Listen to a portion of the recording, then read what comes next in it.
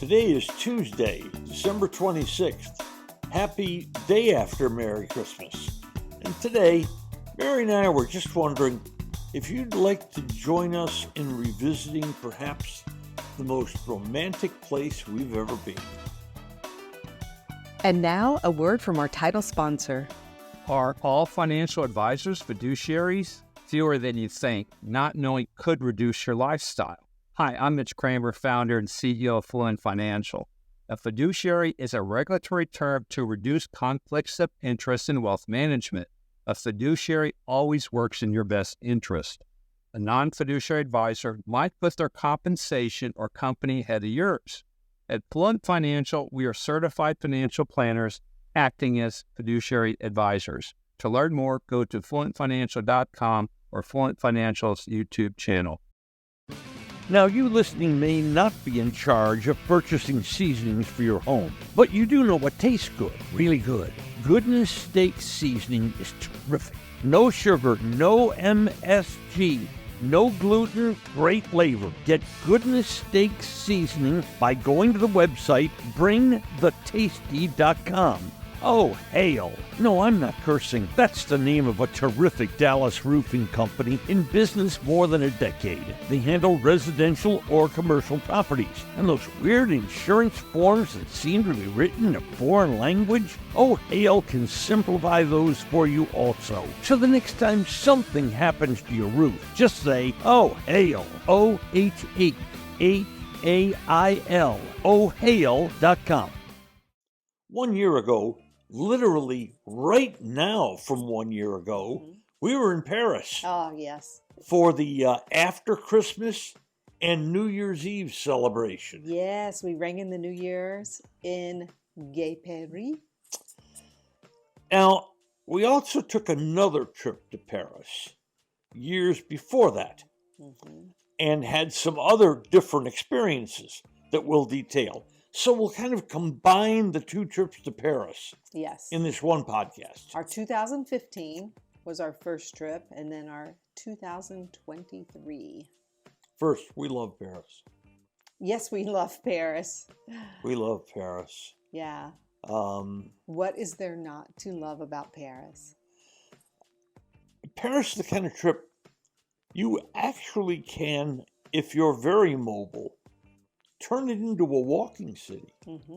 Because it isn't huge. No, it is a walking city. I would recommend walking all over that, comfortable shoes. Absolutely. Now, we understand we're talking about a trip that you would schedule a year from now, which seems a long way out, but it gives you time to plan. Absolutely. And gives you time to get all the reservations in the hotels that you really want to pick. Exactly right. Now, Paris has always been magic, but it is so more magical at holiday time. Oh, it's so magical at holiday time.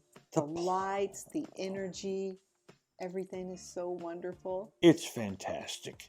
And you especially want to stay, if you can, fairly close to the Champs-Élysées, which may be the most famous street in the whole world. Yeah, we were so close to it. We were. Yeah, we walked right to it, and we were also right by the Arc de Triomphe. In fact, that's literally where we rang in the New Year.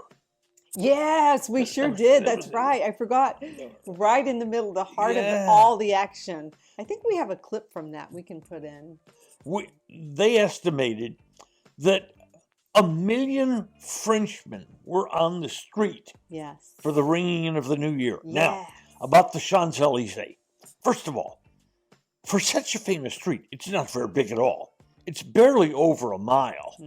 But jammed into that mile are huge stores from the biggest names in France and in the world. Yeah, you can do a lot of damage in that short mile. Yeah.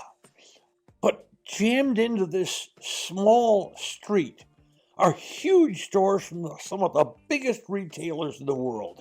You can go to Apple, Dior, Cartier, Louis Vuitton, Lacoste. Mary's starting to reach for a credit card right now.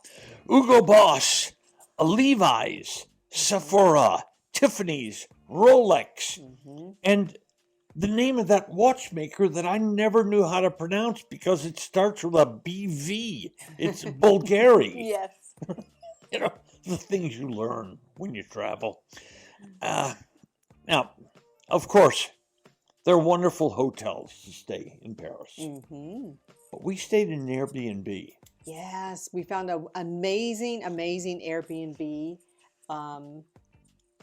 One, it had an elevator to go up, right? Had an elevator up to the second floor. It was maybe 4 walking blocks from the Arc de Triomphe and the Yes. Champs-Élysées. Yes, such a great location and so spacious, so wonderful. And we chose the Airbnb route because we wanted to be able to get up and have like bagels and coffee and just stay cozy for a while before we hit the streets.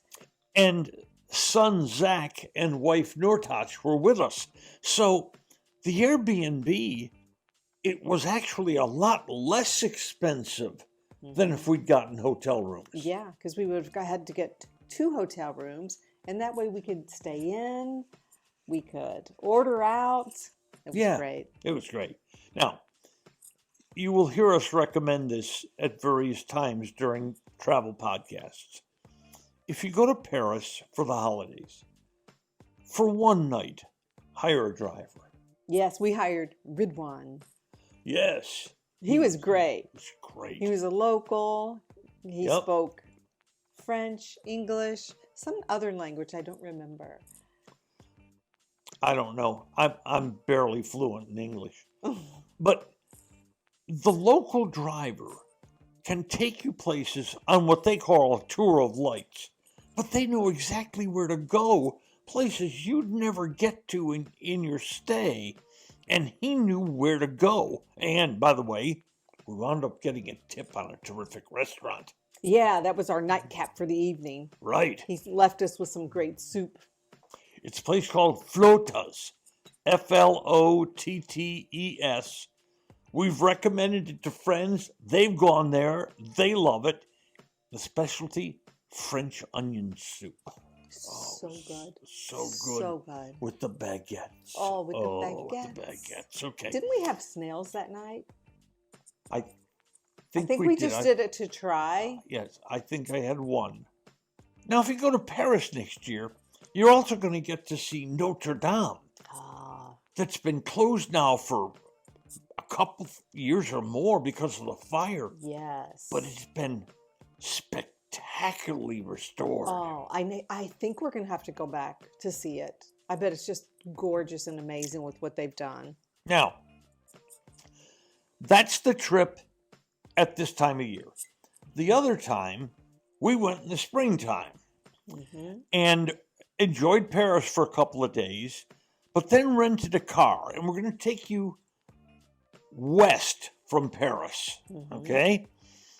First stop are the twin sister towns of Deauville and Trouville. Yes. Spectacular towns. Magical. Magical. It's where the French chichi go spend the summer. Yeah. Because it's about an hour west. Yeah, it's an hour and a half Not west. far, yeah. No, not far.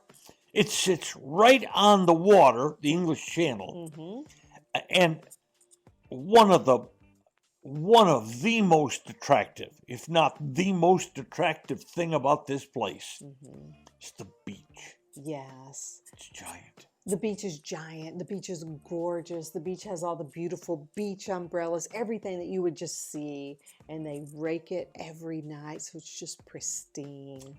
Listen, we got there at just after dawn, and the umbrellas were out. The beach was raked. Mary's right. They're proud of this place. It's a great beach. Now, if you want to change clothes into your swimming togs, as someone from England might say, there are cabanas there for you. Yes. And tell them all about the cabanas. There are 450 of them. You're saying, what? 450 of them. Yeah, it's a big beach. It's a big beach. And they keep building more cabanas. Why? because every cabana is named after a movie star, Yeah. a writer, Hmm. a director. That's right. You can change in the Humphrey Bogart cabana, Mhm. the Lauren Bacall, the Kim Novak, the Robert Duvall, the Harrison Ford. And by the way, as of last year, you can change in the Selma Hayek cabana. Oh, okay. They added that one on. Okay. They keep adding them every year. And now, why film stars in particular? It's because of the Deauville Film Festival. Yes. It's a big time festival, late August, early September. This year will be the 39th. Oh, see, that's what we should combine. We should combine going to see Notre Dame and the film festival. Yes. And we might stop by the Deauville horse racing track again. We can certainly, I think we will definitely do that. Wasn't that a wonderful event? And how hospitable were the people at that track? Yeah, it was a little crazy. What was the name of the track? Do you remember? I think just Deauville. That's all I Okay, remember. Trouville track. It was so much fun. So we got there and no one spoke English. Mhm. And we have very, very little French. I think they felt sorry for us and they just kind of brought us in and they took us to some tent with champagne and cheese and And then they give us this giant wagon ride around the track before the races started. It was crazy. It was like, what's happening here? Do they have us confused with somebody else? And by the way, all this wonderful person knew was we were speaking English about a form in French, and we didn't seem to know what we were doing. Yeah. And she took pity on us. I think that was maybe it. And by the way, in the 5 races we stayed there, I picked 3 winners, but I should have had 4. He should have had 4 because I had a really good hunch on a bet that was 10-1. And I was like, you know what? I like this name. I like the color of his silks. Okay. So I liked his name. I liked the color of his silk, everything about it. And I was like, Norm, we have to do this one. And someone did not take No. my advice on this bet. By the way, I thought it was a contender, and somehow I still passed on Mary's hunch, which cost us a second home in Switzerland. Yeah, the horse really paid a nice price. Hashtag still bitter, but getting over it. Okay, from the happiness of Deauville, Trouville, we went to a place of sadness, history. We went to the beaches at Normandy. Mhm. And you get there, and this is where one of the fiercest battles of World War II was fought, when the Allies liberated France Mhm. from the Germans who had taken over. That place forces you into silence. Oh yeah, it's very, very somber, very solemn, a kind of an eerie peacefulness about it. It's beautiful. I think at some point we should do an in-depth podcast on everything about Normandy because Well- it was just so rich with history. There's thousands and thousands and thousands of soldiers buried at Normandy. Mhm. And everyone has this identical white cross Stunning, on the so grave. beautiful. So beautiful. They've built this fabulous memorial. And as you walk along, you're just struck by signs that say more than 73,000 Allied soldiers were killed in the Battle of Normandy. You think 73,000? Yeah. And they don't have a good handle on the number of Germans because they just didn't know names. They didn't know who was there, but the tens of thousands of Germans killed, and then maybe the saddest of all, more than 13,000 residents of that area, French citizens, caught up in the war. Yes. You used the right word, Mary. It's somber. Very, very somber. We left there with a lot of thoughts, a lot of digging back into history to see exactly what was happening there. And you can go all the beaches, all the famous beaches. You can stop. There are beach memorials. But let's finish this Paris and Western France on a very high note. Let's do it. Okay. During World War II, the Germans took over northern France and the areas along the English Channel, which, by the way, the French won't use that phrase. They call it the sleeve instead of the English Channel. Okay. So, but the Germans found this little picture postcard town. Honfleur. Honfleur. Oh, we love Honfleur. We've been there twice. It's magical. It is fantastic. Now, the Germans decided to move some of their offices in there. Mm-hmm. And then when the Allied soldiers invaded, the Germans just pulled out. So Honfleur doesn't have one bit of damage. It was liberated without one shot being fired. That's right. And it is a gorgeous little, and we do mean little, 7,000 people live in Honfleur. You won't find it in guidebooks. And if you do, they'll give it 2 sentences on it. Mm-hmm. What a beautiful little port city, sitting on an estuary of the Seine, right next to the English Channel. Mm-hmm.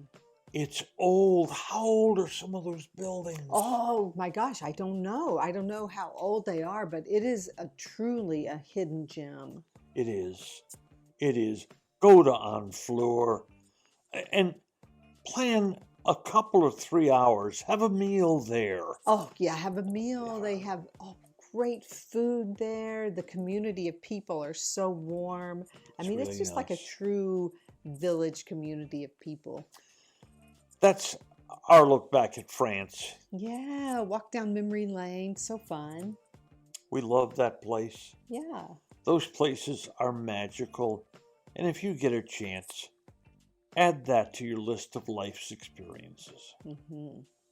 All right. Well, until next time, that was our walk down memory lane. Cheers to you, Norm. Cheers to you, Mayor. Oui, oui.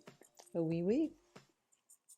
Today's episode has been brought to you by Fluent Financial, by Oh Hell Roofing, and by Goodness Steak Seasoning. Just Wondering is a production of DSP Media for FanStream Sports. You can find Norm's show along with other great programming at fanstreamsports.com. Thank you for listening to today's episode of Just Wondering. If you enjoyed it, please hit follow. Then each episode every weekday will be delivered straight to you. And if we might ask one more favor, please share it with friends. I'm Norm Hitzges, and every day I'll be just wondering about something. And I'm Mary Hitchkus, and I'm just wondering too.